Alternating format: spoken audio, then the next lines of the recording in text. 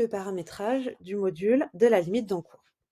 Donc, le module de la limite d'encours, il est accessible en cliquant sur vos initiales en haut à droite, puis le menu module.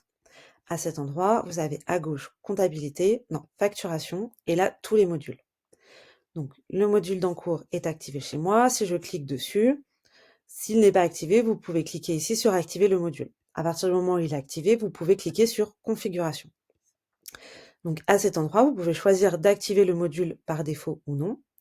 Et la nouveauté que nous avons rajoutée, c'est dans les événements par défaut, vous pouvez maintenant empêcher la validation d'une commande si le solde du client est trop bas ou si sa date de paiement est trop éloignée, mais vous pouvez permettre de demander une dérogation.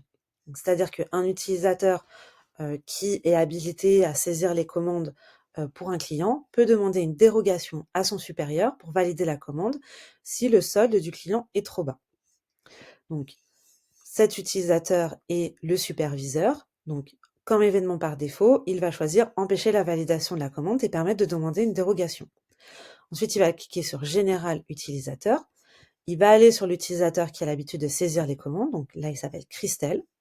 Et dans les permissions, dans le menu Vente, il va choisir de décocher Dérogation à la limite d'encours. Donc Christelle ne pourra pas valider une dérogation à la limite d'encours, mais par contre, l'utilisateur supérieur aura cette permission.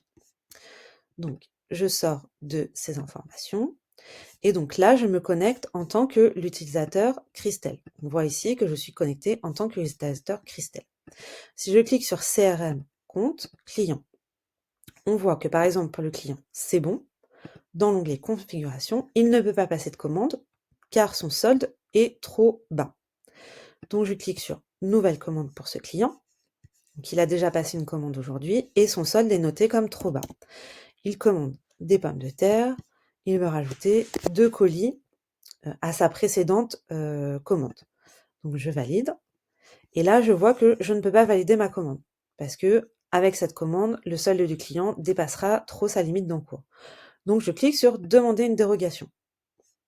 Et ensuite, je sors de cette commande.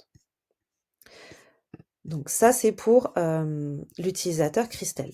Du coup, je retourne sur l'utilisateur superviseur. Je recherche juste la page et on voit qu'à cet endroit, j'ai une notification. Et il y a écrit que Christelle souhaite valider une commande. Pour le client, c'est bon.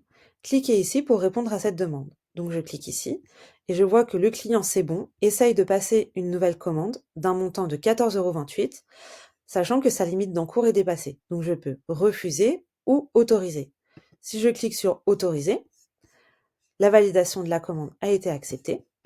Je retourne sur mon client Christelle, sur mon utilisateur Christelle, et là j'ai une petite notification qui me dit « Votre demande de dérogation de limite d'encours a bien été acceptée » et donc la commande pour mon client, c'est bon. Ici, si je clique dessus et que maintenant je valide, j'ai la possibilité de valider ma commande parce que ma demande de dérogation a été acceptée. Et voilà, du coup, j'ai validé ma commande pour le client, c'est bon, j'ai réussi à valider seulement cette commande.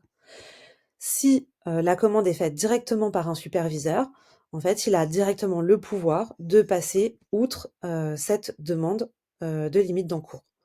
On a rajouté aussi dans le CRM un tableau qui récapitule les limites d'encours pour chaque client avec le paramétrage pour chaque client.